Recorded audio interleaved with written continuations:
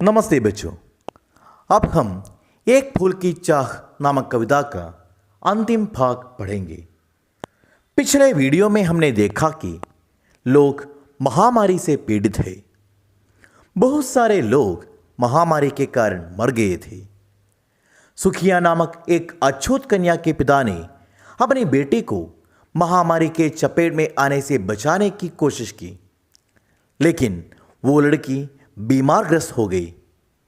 एक दिन अपनी अंतिम इच्छा के रूप में सुखिया ने कहा कि उसे देवी के मंदिर से प्रसाद का एक फूल ला कर दीजिए, लेकिन अछूत होने के कारण वे लोग मंदिर में प्रवेश न कर सके थे। अतः सुखिया के पिता बहुत निराश होकर बैठा। अंत में अपनी बेटी की इच्छा के पूरा करने के लिए वो अछूत पिता मंदिर में गया। मंदिर में उत्सव जैसा उल्लासमय वातावरण था।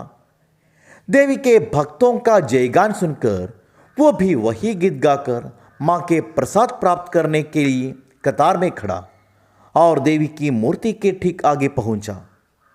अब हम देखेंगे कि इसके बाद क्या हुआ। मेरे दीप फूल लेकर वे अंबा को अर्पित करके दिया पुजारी ने प्रसाद, जब आगे को अंजलि भर के भूल गया उसका लेना छठ, परम लाभ सा पाकर मैं सोचा बेटे को मां के ये पुण्य पुष्प दूं जाकर मैं। सुखिया के पिता के माध्यम से कवि कहते हैं कि जब मैं अपने हाथ में दीप और फूल के साथ देवी मां की मूर्ति के सामने पहुंचा, तब पुजारी ने मेरा दीप और फूल लेकर देवी को अर्पित किया और देवी के प्रसाद के रूप में मुझे कुछ फूल वापस दिया। उस समय मैं इतना खुश था कि उस प्रसाद भी लेना ही भूल गया। मुझे वो फूल देवी के वर जैसा बड़ा लाभकारी लग रहा था। मैं सोच रहा था कि मैं इन पुण्य पुष्पों को अपनी बेटी को दूंगा। सिंह पौर तक भी आंगन से नहीं पहुंचने में पाया, सहसा ये सुन पड़ा कि कैसे ये अछूत भीतर आया। पकड़ो देखो भाग न जावे, बना धूर्त ये है कैसा, साफ स्वच्छ परिधान किए है भले मानुषों के जैसा।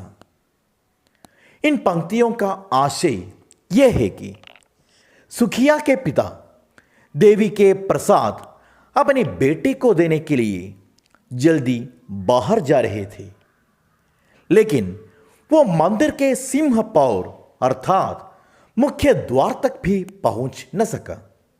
इसके पहले ही वो सुन सका कि कोई कह रहा था, कैसे ये अछूत भीतर आया, इसे पकड़ो, एक कैसा ठग है। इसने उच्च वर्ग के लोगों के समान साफ सुथरे कपड़े पहनकर मंदिर में कैसे प्रवेश किया। यह सब सुनकर सुखिया के पिता समझ गया था कि देवी के भक्तों ने उसे पहचाना। पापी ने मंदिर में घुसकर किया अनर्थ बड़ा भारी, कलुषित कर दी है मंदिर की चिरकालिक शुचिता सारी। ये क्या मेरा कलुष बड़ा है देवी की गरिमा से भी, किसी बात में हूं मैं आगे माता के महिमा के भी। इनका आशय यह है कि देवी के सवर्ण भक्त सुखिया के पिता के बारे में कह रहे थे कि ये पापी ने मंदिर में प्रवेश करके एक बड़ा पाप या अन्याय किया है। उसने इस मंदिर की चिरकालिक पवित्रता को नष्ट कर दिया है। यह सुनकर सुखिया के पिता ने उनसे कहा कि मेरे मंदिर में प्रवेश करने से मंदिर कैसे अपवित्र हो गया। मेरा कलुष या पाप देवी की महिमा से बड़ा है क्या? मैं कभी देवी की महिमा से आगे न आ सकता हूं, अर्थात मैं कभी देवी की महिमा को नष्ट न कर सकता हूं। मां के भक्त हुए तुम कैसे, करके ये विचार खोटा। मां के सम्मुखी मां का तुम गौरव करते हो छोटा। कुछ न सुना भक्तों ने छड़ से मुझे घेर कर पकड़ लिया। मार मार कर मुक्के घूंसे दम से नीचे गिरा दिया। तो इन पंक्तियों का अर्थ यह है कि सुखिया के पिता देवी के भक्तों से कह रहा था कि देवी के भक्त होकर भी तुम्हारे मन में ऐसे गलत विचार कैसे आए। इस प्रकार के तुच्छ विचार करके वास्तव में तुमने देवी की महिमा को कम कर दिया है। लेकिन देवी के सवर्ण भक्त सुखिया के पिता की इन बातों पर ध्यान देने के लिए तैयार न था। उन्होंने उसे घेर कर पकड़ लिया और उसे मार मार कर नीचे जमीन पर गिरा दिया। मेरे हाथों से प्रसाद भी बिखर गया हा सबका सब। हाय अभागी बेटी तुझ तक कैसे पहुंच सके ये अब। न्यायालय ले गए मुझे वे 7 दिवस का दंड विधान। मुझको हुआ था मुझसे देवी का महान अपमान। सो इसका अर्थ यह है कि देवी के सवर्ण भक्तों से मार खाते समय सुखिया के पिता के हाथ से देवी के प्रसाद भी जमीन पर बिखर गया।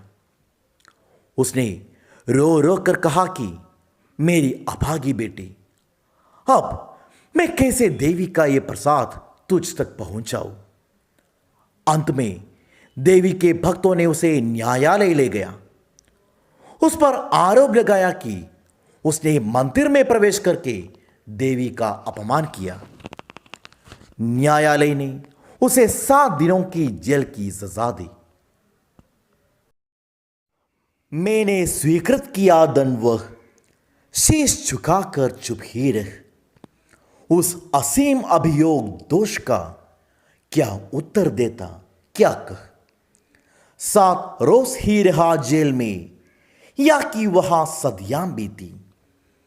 अविश्रांत बरसा करके भी आंखें तनिक नहीं रीती। सो इन पंक्तियों में कवि कहते हैं कि जब न्यायालय ने सुखिया के पिता को 7 दिन की सजा दी, तब उसने अपने सिर झुकाकर इस दंड को स्वीकार कर लिया। अपने पर जो बड़ा आरोप लगाया उसका क्या उत्तर देना है, अपनी रक्षा के लिए क्या कहना है, उसे ये नहीं जानता था। वो 7 दिन तक जेल में रहा, लेकिन ये 7 दिन सदियों के समान था, क्योंकि वो हर पल अपनी बेटी के बारे में सोचकर रो रहा था।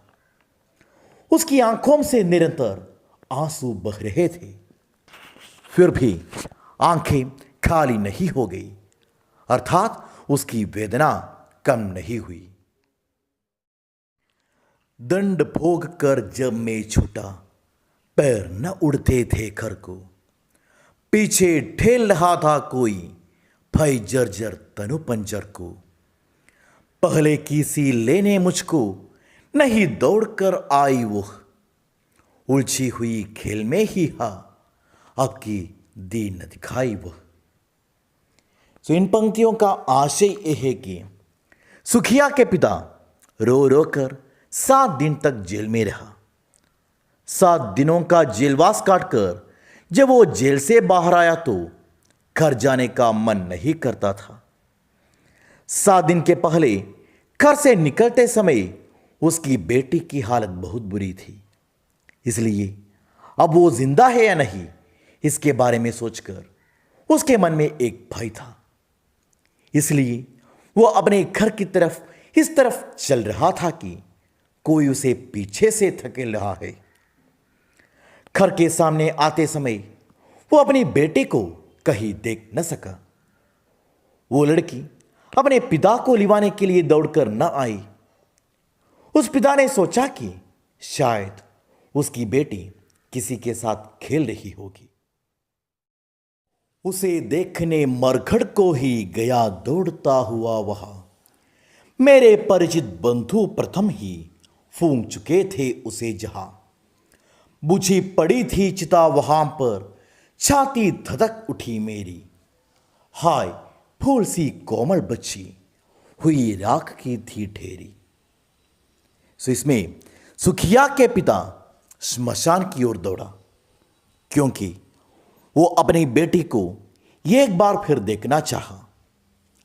लेकिन वहां उसने देखा कि अपनी बेटी के चिता भी बुझ चुकी थी। अपनी फूल जैसी कोमल बच्ची को राख की ढेरी के रूप में पाकर सुखिया के पिता का मन चिता की तरह जल रहा था। अंतिम बार गोद में बेटी तुझको ले न सका मेहा, एक फूल मां का प्रसाद भी तुझको दे न सका मेहा। सो इन 4 पंक्तियों में वो छुआछूत नामक वो कुरीति के बारे में बताते हुए कवि कहता है कि वो अछूत पिता, सुखिया नामक वो बेटी के अछूत पिता, वो अपनी बेटी की मृत्यु के बाद उसके चिता के पास बैठकर कहता है कि हे बेटी, अंतिम बार गोद में न ले सका मैं, सो मैं तुम्हें अंतिम बार अपनी गोद में नहीं बिठा सका। ये एक फूल मां का प्रसाद भी तुझको दे न सका मेहा। मैं तुम्हारी अंतिम इच्छा को पूरा करने के लिए देवी मां का एक फूल भी नहीं ला सकता हूं।